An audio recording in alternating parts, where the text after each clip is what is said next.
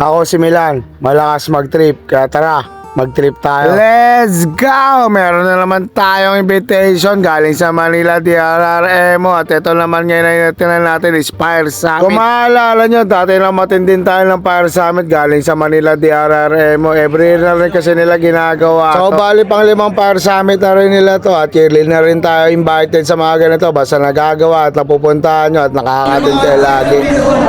Parang ka naman sa akin ba? Ano tayo? Gidote ba?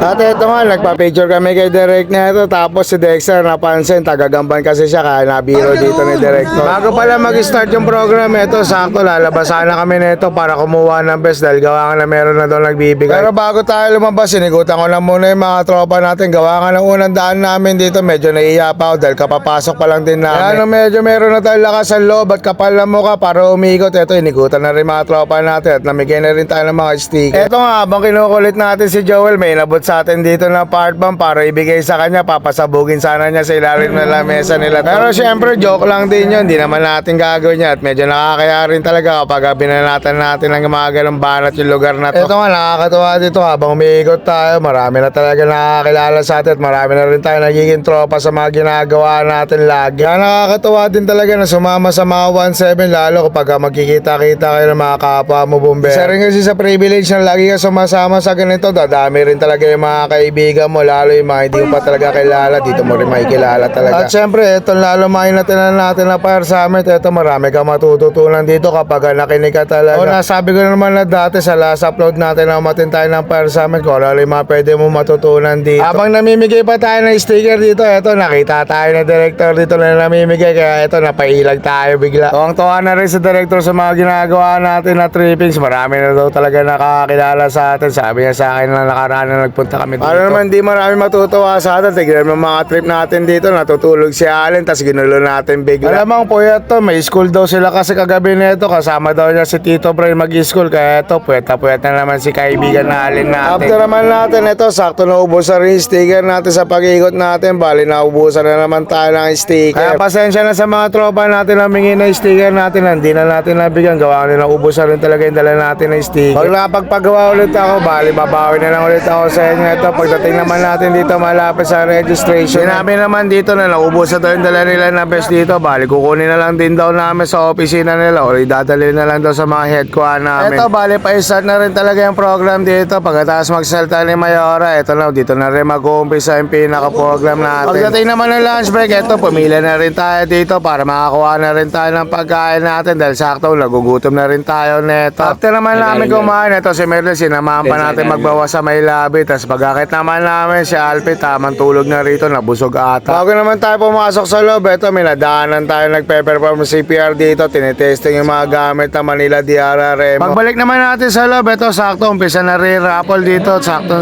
nandito na rin tayo. Tatawag yung hawak na number ni Merlin dito. Finally, nabunot din yung mga number na hawak namin. Si Director lang pala magbibigay ng swerte sa amin. After naman ng raffle, ito lumabas ulit tayo nito para matesting natin yung mga gamit na nakadisplay dito sa may labas. Ito kasama natin dito yung kaibigan Allen natin, pati si kaibigan Beda natin. Sakto, nag-raffle pa naman ito. May nagbabantay naman sa mga ticket natin. Kaya ito na, ipagkulitan na muna tayo sa labas. Papakitaan tayo ng mga trip nito ni Allen. Ito talaga yung kaibigan natin na tunay na letter B. Kung nakikita nyo naman to lagi, makikita nyo naman din talaga kung ano ibig sabihin ko. Sinasabi ko rito sa tao na to, ito malakas din talaga to, kaya masaya din kasama. After naman makulit ni Allen, ito tinesting naman niya rito yung CPR dito na may meron ng monitor. Ito ituturo na daw sa'yo kung ano yung mga dapat mong gawin at kung ano yung mga gagawin mo pa.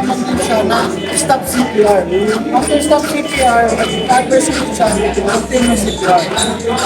Let's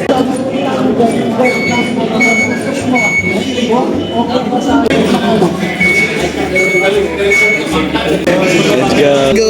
Tatlong baliw.